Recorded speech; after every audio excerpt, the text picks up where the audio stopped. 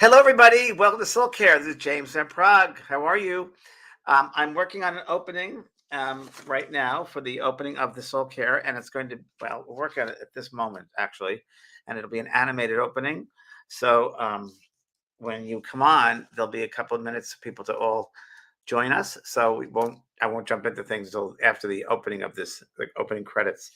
And of course, it's going to be me animated like we have for both sides now. So working on that right now. And it's going to be fun as I have a good sense of humor. And my sense of humor is going to be displayed this evening on our both sides now with Kelly White, because we're going to have tonight's show is going to be all about joy and amusement. There we go. Tonight's show, we explain the importance of keeping your sense of humor and your spiritual health. And we're going to talk all about joy and happiness, and we're going to be goofy tonight. So enjoy our goof party. And that's at 6 o'clock tonight. We're going to have a goof, fun, joyful party and we'll tell jokes, and we'll see the ridiculousness of the times we're living in, and the fun stuff and the joyful stuff, because we can't take it all so seriously. It's getting a bit too heavy for some people. So we got to remember our joy. Hi, Barbara. Hi, Sandy. Hi, Sue. Hello from Ontario, Anita. Heather. It's been a couple of weeks since I've been with you last time. I'll explain what happened. I had a little bit of a situation happen last time I was around. Hi, Ellen. Hi, Victoria. Hi, Susan. Hi, Peter from Sweden. Oh, hi, Peter from Sweden. A lot of you might know the wonderful, incredible medium named Gordon Smith out of Scotland, good friend of mine, and him and I are doing some work together. So look on his website, my website. In August, we're going to be doing it in San Diego. We're doing a workshop in San Diego in August, so that'll be fun. So make sure you know about that one. And the best way, of course, if you know about these workshops, is by registering your email on my site, the brand new site where I'm going to bring you in a second, to learn about all the exciting events that are going to be happening. So we'll talk about that in a second. But Gordon will be here in August and celebrating my birthday with me the end of August, and we'll be doing a workshop together. And he's a fun man. We're going to be doing a demonstration together as well, live in San Diego, and we'll be doing it wearing kilts. I know that's so fun. Kilts. Talk about sense of humor. We're going to be wearing kilts, you see. He gave me a kilt. He sent me a kilt from Scotland. And when he went to get the kilt, the pattern that he went to buy, because each kilt has a certain pattern of the type of kilt you're getting, and each one means something. And the shopkeeper said to him, the tartar, or what are they called, pattern. And the man said, "Why are you getting this one?" And Gordon said, "That's for a friend of mine in America." And the man said, "Well, why would you get this specific one? Because this is all about spirituality, this color, this pattern." And Gordon said, "Well, it's a friend of mine who's very spiritual." He goes, "Well, this is the perfect one." So intuitive, right? So there we go. So that'll be in August, you guys. So just so you know, that is on my website. Hello, Marla. Hello, everyone in Missouri. Jean, Kathy, Kate. Hello to all you guys from Missouri. Wow. Scones, not drones. That's great. Love it. So funny stuff, interesting things happening. I think when you open up your mind to certain things, and I know this of many years of doing readings for people and being in that space, when you kind of open up that space for a certain subject, I think you open it up for things to happen. And I know this because of the readings that I've done. And if any of you guys were in the reading 3 weeks ago when I was here on the Zoom doing it, you'd have known that happened in that there was one lady, one person that came through, and it was a mother or grandmother, I think it was, talking to this girl about her having her tea set and cup set and behind her, and that she takes care of it, and she's really concerned about it. And the woman I was speaking to had no idea what I was talking about. But then the next actual person for the reading was that person that exactly belonged to her. Same thing happened with this guy, John. I said, "There's a John, a father named John." And the woman I was speaking to didn't understand it. But the next recipient I had that arbitrarily was picked, from spirit really picks it. John was her father who had passed, and that's who she wanted to contact. So interesting things happen when you open up that space. So I'm going to tell you something happened 2 weeks ago. I was not here. Well, last week, Monday, I was not here. I had to take a day off. And the reason why I took a day off was because I traveled for the first time in 3 years from COVID. I hadn't been out of the house and I've been out of the house, hadn't been traveling or been around humans in that long. And that itself, and if any of you have done that, been around humans lately after the whole COVID thing, but it's quite interesting. So I got to the airport, and this is talk about humor and joy and fun and weirdness and goofy. It's the world's upside down in so funny ways. I got to the airport and my carry-on broke right there when I got to the airport. So I went up to the information booth and I asked this lady there, I said, "Are there places to buy a carry-on bag?" And she said, "No." And I said, "Wait, this is an airport. There are no places to buy a carry-on bag." I found that funny. And she said, "Would you like a plastic bag?" I said, "Sure." So I had a plastic bag.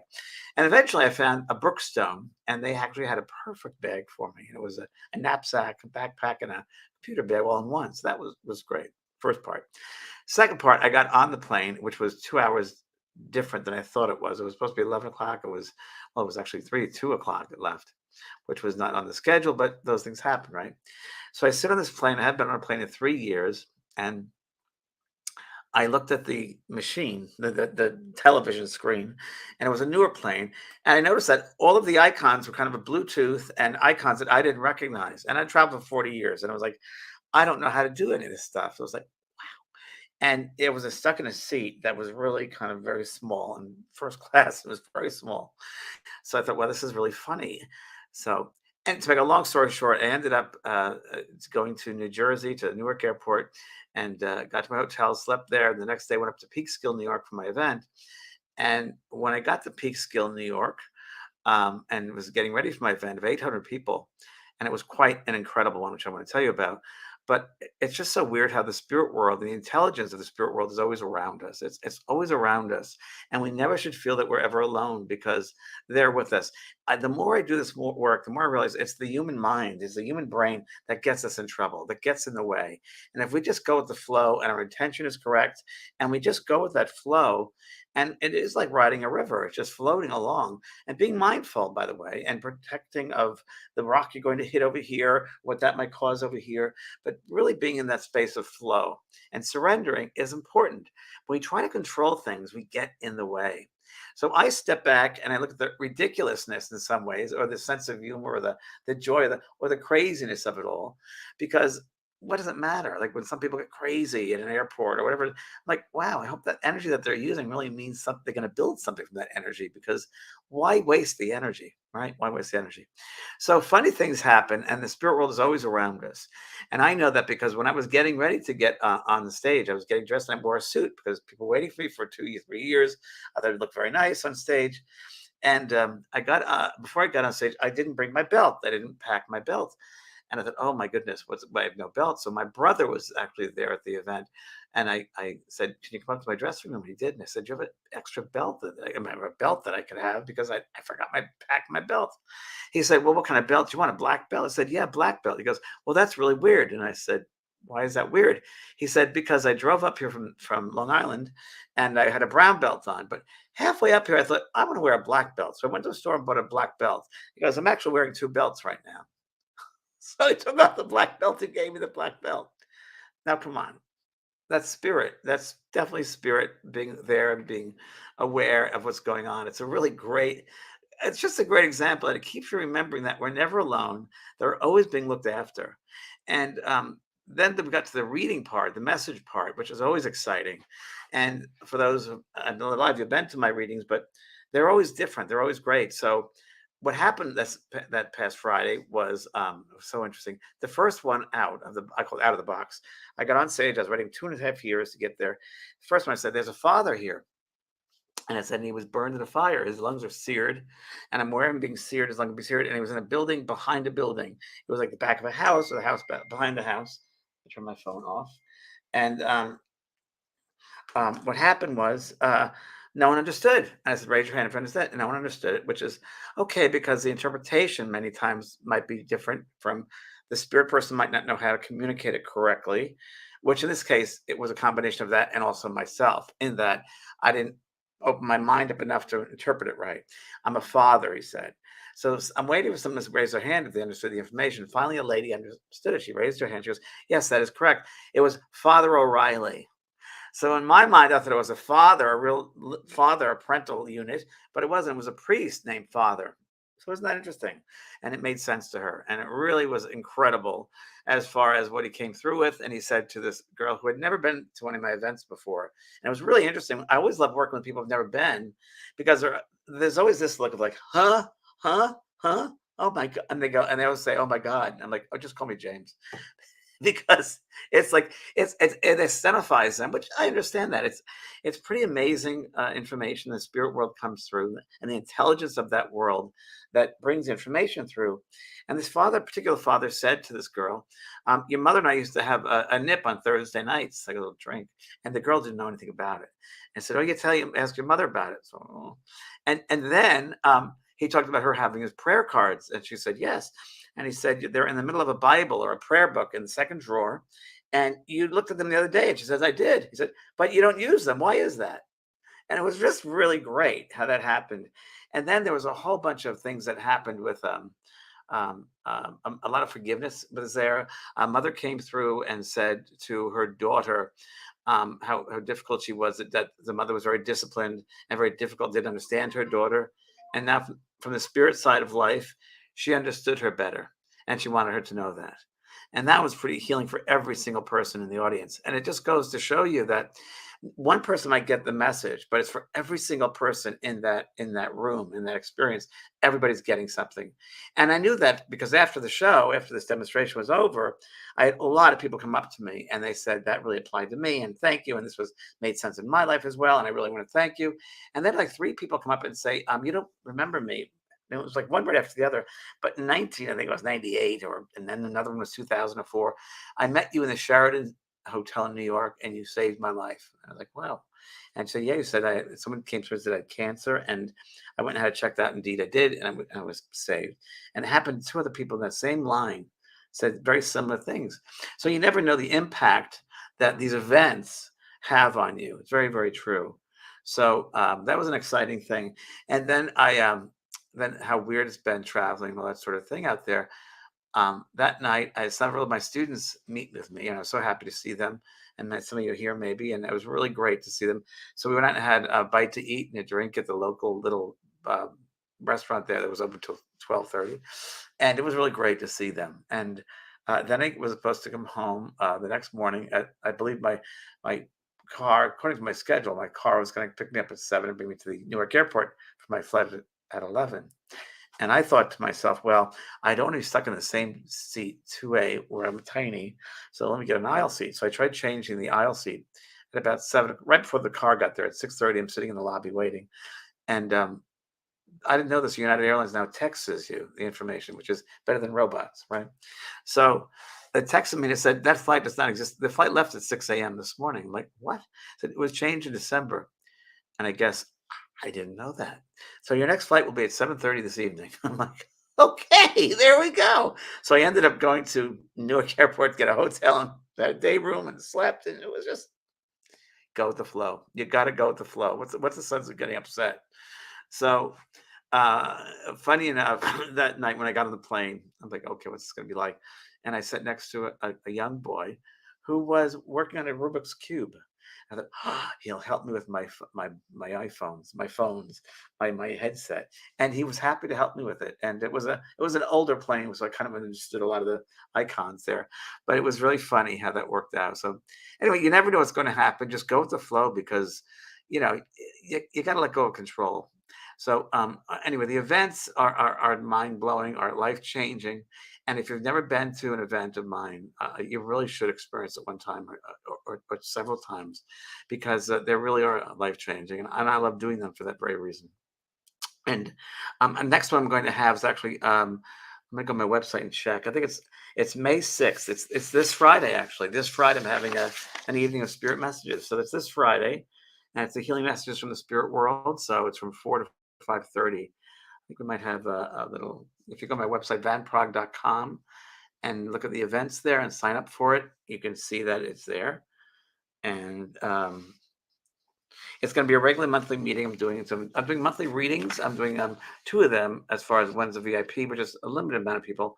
But then there's a regular one, which is for everyone. And every time I do, it's a different theme. So it might be meditation. It might be learning who your guides are. It might be meditation, especially regarding guides, regarding about an aspect of your life. So there's always a theme with them. So this Friday, May 6th, is another, and there's some open seating. So if you want to go to that, it's on there's under my name there in the chat. There you go. Healing Message from Spirit. That's this Friday at 4 to 5:30, and it's a Pacific time. Okay.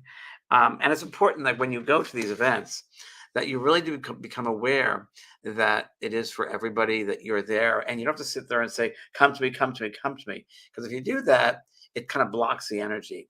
So you just want to be able to give energy. And I have found when people come to those events on Zoom, when they come there and they give energy, just unconditionally giving love, they always get the messages. It always ends up that they're the ones who receive it because they're just about giving love. They always get it. It's always the people that are doing that do not expect the message, but they're just there to hold the space, and they always get it. So that's something to realize if you're going to be there here this Friday or another time. But if you haven't done it yet, please do register. You'll enjoy the experience, and it's a life changer. Okay, questions some people might have here. We have. Thanks, Tara. It's nice to hear your stories. Yeah, I have a lot of stories. It's a lot of stories, but it's also based on the events that I do. So I'm doing a lot of more events now. I was wondering about more in-person events. I'm going to do them in San Diego quite a bit. I think more events here in this area because I'm getting two babies on the 16th, two four-legged babies. My doggie Maisie, who passed in January, I asked her to bring a doggie if she wanted me to have one, and she brought two. And the other day I was getting a massage, and she was always sitting on the bed when I was on the table, always lying there. And since she's passed, she's usually been right in my heart space, right sitting in my center of my chest. And I haven't felt her the past couple of weeks around. And I realized, oh, she must be helping the puppies, giving them the lowdown of what's happening. And then Saturday, I got a massage, and she was right there. And all of a sudden, the guy that's doing the massage goes, "Is something going on here? I see lights all around." And it was amazing with the two puppies running around. And I was like, oh, it's the spirit. It's the essence of them. She's showing them the ropes of what it's like here. And then later on, I went out to my garden and was watering, and I saw the same thing running around. And it's going to be heaven. So we'll be doing a lot of that. And we'll do some Zoom calls outside with the babies. You'll be seeing the babies. They'll be part of our family, our community here. So, okay, questions. Are you going to an event in Northern California this year? Sherry, it just depends on the adapting the puppies because they're Australian Shepherd doggies and they're going to need a lot of attention. So as soon as I get that handled, I'll be able to do some traveling. But it's all about the babies. So we'll see. Okay. Holly Swanson says, "Hi, James. What you said earlier might apply to me. It's been over a month since you're falling away. A month since I had my first private reading with media recommended on your site. I was confused then and still am. The majority of the information provided was wrong and I couldn't validate. There were not any lessons to learn. It was mostly just a description of the spirits that came through, and they weren't described accurately of any spirits I knew. Does this happen sometimes during a private?" Holly, I can't answer to that because I wasn't there. So I'd have to see. And it might have been that they weren't picking them up correctly. It might have been that they weren't bringing them in. They weren't demonstrating them. They weren't connected. That might be a possibility. I'd have to see it, but it depends. Some mediums are very good at it, some are not. But ones on the website are pretty decent, so I'd have to be there. Okay. Candace says, "How am I Scamper my cat doing?" He's not. So how is your cat doing? He's not around anyone. Looking forward to a new kid. Candace, so again, quiet your mind and put yourself in a space of surrendering. And if you have to do it every day for 5 minutes, do that. And listen to them subtly coming behind you. Ask for their name. Scamper, come on my lap or come behind me. And just feel and sense. And don't push it. Don't try to control it. You've got to be neutralized, and that will help you. Thanks, Heather. Yeah, two puppies. I know, right? 63 years old, getting two puppies. Ella Gergely, "I'm haunted by late husband's dying words to me. What did he mean?" Ella, I don't know. What did he mean? Well, so Ella, I don't know. I'm sure your husband's very happy now. But there again, Ella, if you can sit quietly and you yourself be the medium, which you can because you're a soul and he's a soul, and you know him better than anybody else. So if you can sit in the quiet and ask him to come to you, and you got to be subtle, you cannot control it. Let him come behind you and let yourself drift off, if you will, to another level of consciousness. You're very protected. There is no evil. There's no negativity. There isn't. We're just love. It's the human that creates fear. So feel what I'd love to do, Ella, is feel his love as strong as you possibly can as you're sitting there in that space and invite him in. And you can do that if you want to send an invitation to him to come at 9 o'clock in the morning. I'm going to sit here for you and use his name and invite him into that space and really just concentrate then on relaxing and surrendering. And if you have to think of anything, Think of his love for you and your love for him, and just think of the love and build it up. And then you'll suddenly start hearing things in your mind. And you might think, oh, it's me making it up. Let that stuff go. It's not, because you invited him into that space. And the more you kind of get into that sense of art of discovery, of listening to him, you realize it's him. And then along with that thought will come a personality. You start feeling his personality. So Ellie, you have to do that for your own healing. And I would do that if you want to. Okay? All right. Jeanette Yoba, when one misses someone so much, is it okay to write love letters, talk to them on walks while window shopping when you see something they would enjoy? Of course it is, Jeanette.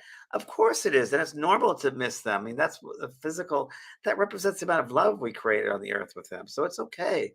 You're not holding them back, my love. Do not have that illusion that we're holding them back the more we think of them. That, many times when you're doing that, they're next to you sending you a thought of themselves. So think of it that way. It works both ways. And they usually want you to know that they're okay. So it's okay to do that. You've never lost them. Love never dies. You'll be with them again. And they're just in another room, but they're watching over us. And it's okay to do that. So feel free, Jeanette, and enjoy them. Most of the times when spirit comes through like that, they want you to love yourself. And because they see you in a very different way, they see you as a loving being. And number one, they want you to know they're okay. And number two, they want you to love yourself more than you possibly even are aware of physically, humanly, right? Humans are in such a box, and they're outside the box, and they see all this beauty around you, and they want you to know, number one, they're not dead, and number two, live the love you can. You're such a loving being. Use what's made from you, what you're made from, the particles of love, the possibilities of you. That's what they want. Okay.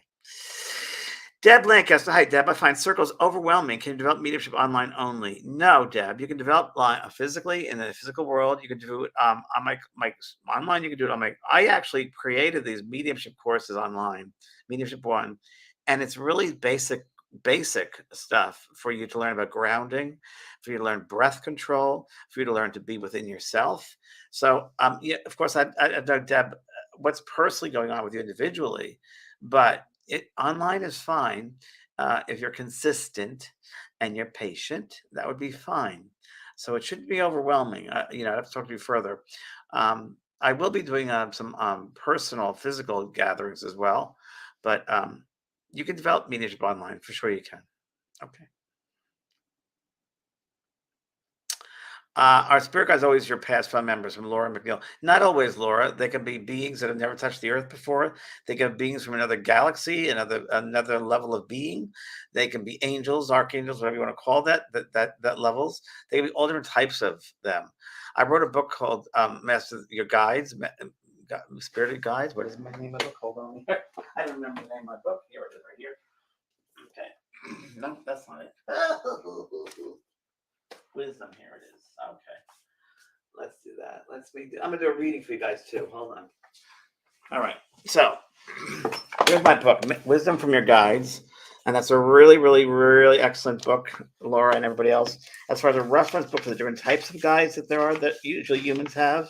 There are relationship guides, healing guides, inspirational guides, where guides reside. It's all in here.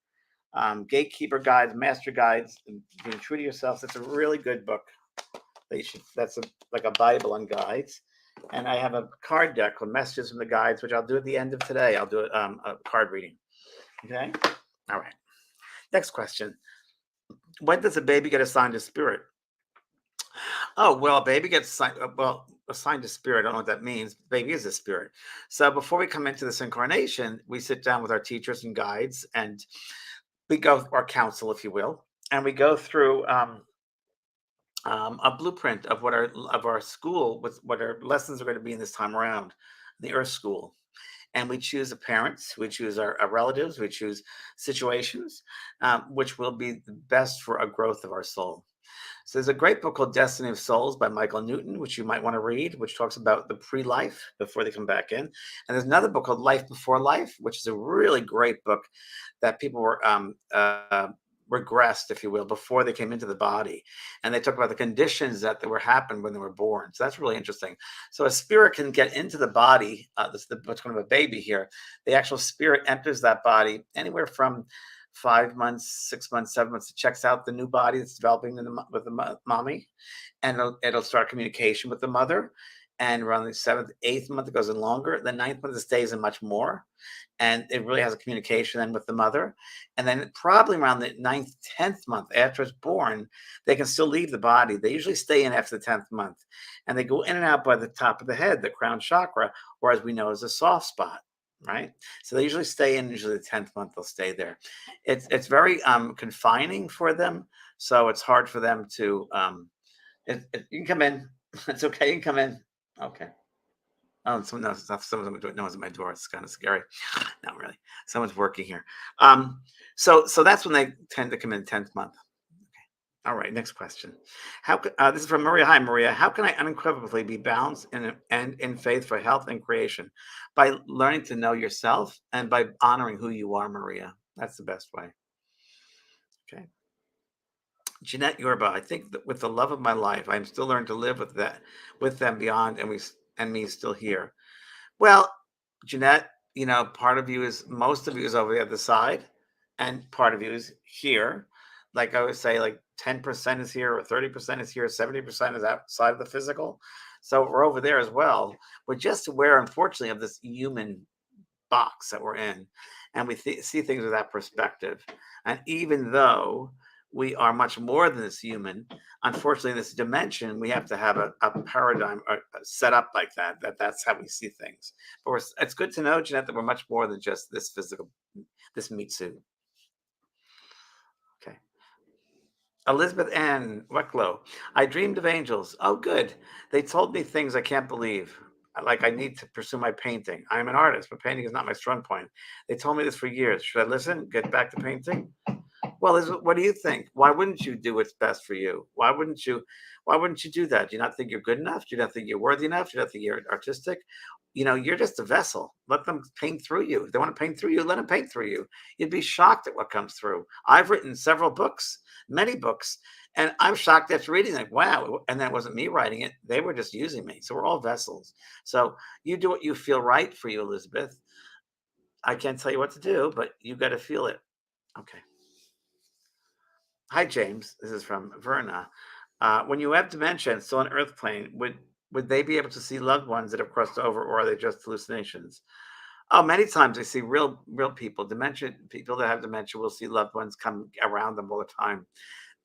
In dementia, also in Alzheimer's, it seems the soul goes in and out of the body very quickly, just like the baby I was just talking about.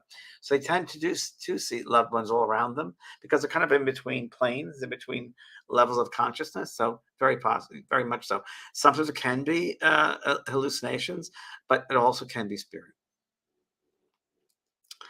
Sharon, hi Sharon, Aquarius Grant. Hi James. Have you picked out names for new fur babies yet?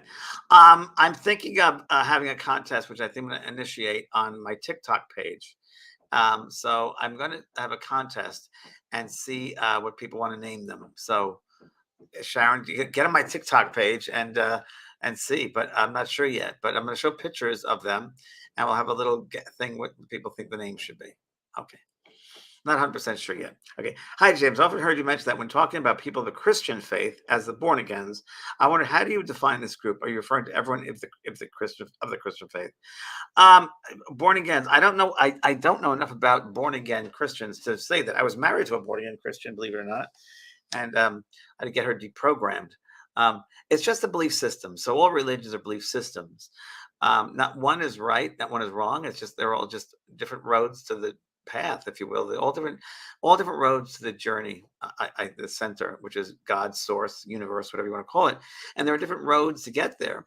And I think some religions, or many religions, I think personally, when people get involved with that, it's all different reasons why they get involved. But part of, to me, I think, is maybe it's past lives. They used to work with religious backgrounds, or that feels comfortable to them, or there's a sense of for some, it's easier for them to follow religion than make decisions and have responsibility on their own, think for themselves.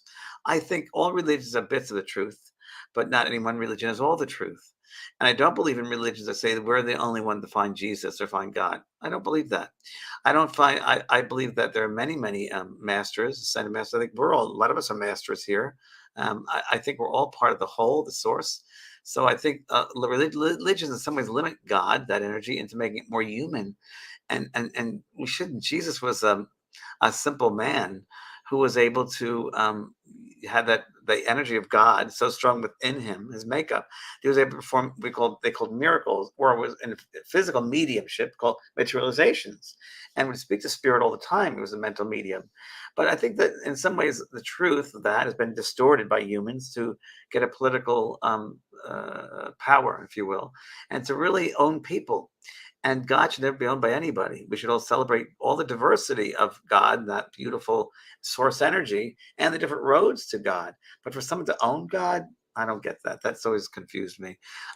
People often ask, "What's your religion?" And I say, "Well, my religion is love. That's it. That's all there is." I don't believe in, and I think, like for instance, in my office, I have pictures of Jesus. I have Muhammad. I have Buddha. I have all different, let's say, I have all different types of leaders, if you will, leaders, masters. That's just to remind me of the God, the source, if you will, and that there are many different paths, many different roads. Okay. Caroline, hi James. If you get signs from spirit in form of feathers, very often happens a lot. What do the different colors mean? Well, I'm going to be actually developing a course right now for my school about colors. So that's very interesting you say that. But when you pick up the feather, I want you to ask, what does this mean? Close your eyes and ask spirit, what is this color significant of? And you should ask that. I can't do it for you. You have to do it yourself because you're having that experience. And when you get it, that's what you should ask. And again, I want you to go from your heart, not your head. What do you feel this color is for? Even if you have to communicate with the spirit that way, saying, let me feel you, spirit. Tell me what this color is. Because we tend as humans to get caught up in our heads and we get in that critical brain and we just lose the truth, which is in the heart. So we have to go from the head to heart. If come on Friday and see me work in the messages night, because the message night has so many things there. If you have not been yet, it talks about a lot of those things. Okay. Next question. Okay. Tammy, do animals pick us? I just found a dog. I think someone dropped him off. He's at animal control now, but I keep on thinking of him. Tammy, time to go get him. Time to go get him. I do believe that they pick us. No doubt about it. I really do. I know Maisie picked me. I know that Maisie was excited for me to get these new puppies. I know that. So no, I think that they pick us. I think they're so beyond us. When I was lying down that table and saw them running around, and the masseur guy saw them running around, it's like just validates we're so much more than just this physical meat suit. So I think animals are such unconditional love, and then they can teach us all unconditional love. Try to be like an animal. Try to be like a doggy or even a cat. Cats a little bit more into themselves, but I really think even nature, what you give out, you get back. And I have a beautiful garden, and it's only because I give love and I appreciate that love. So it's a back and forth. It's always back and forth. It's a give and take. It's a give and take with everyone. And when animals know you love them so much and you give so much, they give so much back. So they recognize you, and you recognize them. And I think there's a soul to soul connection. So obviously that dog meant something to you. You felt something. So Tammy, I think that's the sign, baby. Go get that baby. Okay. Sherry, how do I remove attachments? Well, I don't know what attachments are. So I think that mind creates those sorts of things. I don't necessarily believe there's these things going after you. I don't believe that. I think that the human mind of the humans create those things based on fear and based on movies and TV shows and horror shows and all that. And I don't believe in evil. But if you want to have that in your life, attachments, you can create anything you want. I think if you're living in a space of pure love and loving yourself fully, and that's where you place your mind. It's where you place your mind. It's your mindset that you will have that manifest. If you place your mind at a lower level of evil and fear and limitation and things are going to get you and possess you, then you can have that if you want it. It's what you create with your mind. It really is. So clean up your mind and you'll clean up your space. Okay. Nancy, I ask. Okay. Oh, Julie, sorry. I would love to see you in the Midwest. I would love to see me in the Midwest too. If I had if I dream a genie, I'd be there. So we'll put that out there. Okay. We'll see what happens. Okay, Julie. Robin, can you tell me who the spirit is I keep seeing by my bedroom door? No, Robin, you got to tell me who the spirit is. Tell me who it is. I wouldn't know. You got to find out who it is. So when you see them, close your eyes and sit in the silence and ask them to come into your space and your mind and speak to you. And there's no reason why you cannot communicate with them. Why can't you, being a soul, communicate with that soul? And you can say, why are you here? And what you want me to know? And let them come close to you and wash through you, wash over you, and overshadow you, and become aware of who they are, who is sharing that space, and is there a message for you? So you're the one that needs to do that. Okay. Susan, our shiver is a part of the body of sign of spirit. Could be. I'm a medium in training and feel shivers. I can't explain. Susan, that's good. And you should be always in development. So the mediumship one course I'm in, perfect. That is part of it. So everyone is different. So some mediums in development will feel shivers. Some feel a coldness. Some feel a high feeling of energy around them. Some get waves of light around them. It's all different with each person because everyone's so different. So enjoy it, Susan, and develop. Continue developing. Progress slowly and patiently. My Mediumship One course is perfect for you. Okay. Monrib, hi James. How do we know we should do mediumship? I am sensitive to people around me. Well, again, Mon, the only way I'd say to do that is, and it's the best way that I know of, is immediate, because a lot of people want immediate response. If you go to my school, the JP School of Mystical Arts, I have a list of about 40 different courses. Now, there are 3 mediumship courses. There's some psychic courses. There's healing courses. What you should do is go on and read the description of each course and what feels right to you. What feels like you want to discover more about yourself through this kind of course? Is it something about intuition, or is it something about mediumship, or is it about healing, or is it about just learning about loving yourself more? I have courses on self-empowerment. What feels right? So take your time and feel your way through it. What resonates as truth with you?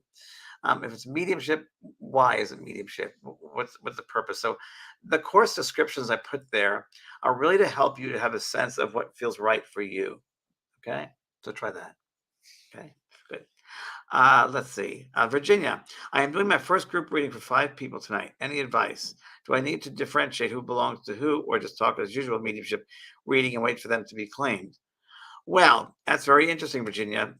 I don't know your background. I don't know how long you've been doing mediumship for, so it's hard for me to do a general answer, but I'll do the best I can. Um, I don't know what your beginning is, but I'll just suggest, Virginia, that number one, you give directions on how you work, because you're going to have people there that perhaps have never been to a medium or never been to your mediumship, and you should explain how you're going to work. So you should know how you're going to work. Are you going to be open to whoever comes through and see where it belongs? Or are you going to look at one person and see the spirit behind that person? There are different ways of 3 different ways of you getting in touch with the spirit. Number one, becoming aware of who's in your space, inviting spirit to come in and see if, okay, I have a woman here and her name is this, or this is her age, and I feel, and which one, and you bring details, evidence, enough specific evidence, not general. Not saying, oh, this lady here feels like a mother. That's not good enough. I want the lady here, she's between the age of 56 and 57 or 58. She dies of pneumonia. She dies, her birthday was March. You want specific details. If you cannot give specific details, you should not be doing readings. Okay? So that's really important, because your people's lives in your hands, and you've got to be responsible for that. So your mediumship's got to be specific enough that they understand who the speaker is, who the spirit is, and you know who the recipient, who, based on that information. That's the best way I could say. So that's the best way.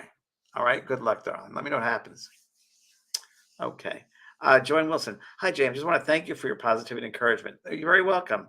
I believe you have helped make me more confident, happy person, and move it more at peace. Your love overflows. Thank you, Joanne. It's very sweet. Thank you. Good to see your name again. I recognize your name. Thank you, sweetheart. Back at you. Keep on keeping on. Laura, I've been practicing mediumship, practicing, yes, since doing your fabulous course. Very good. And I felt the strong urge to ask one of my friends to sit for me. Okay. Her brother came through, and I'm certain he must have guided me to ask her to sit. Without a doubt, Laura, because as you know, as you know from the course that I've said, every spirit has their medium, and they will be around choosing which medium that they want to come through.